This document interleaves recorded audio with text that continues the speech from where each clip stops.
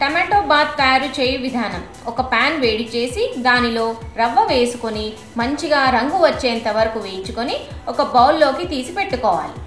ఒక బాణలిలో బటర్ వేసి దానిలో ఆవాలు, జీలకర్ర, సన్నగా కట్ చేసిన అల్లం ముక్కలు, జీడిపప్పు ముక్కలు వేసి కొద్దిసేపు వేయించుకున్న తర్వాత సన్నగా తరిగిన పచ్చిమిరపకాయ ముక్కలు, కరివేపాకు, పసుపు, ఇంగువ, అలాగే టమాటా ముక్కలు, తగినంత ఉప్పు వేసి ఒక 2 నిమిషాల పాటు నూనెలో ఉడికించుకోవాలి.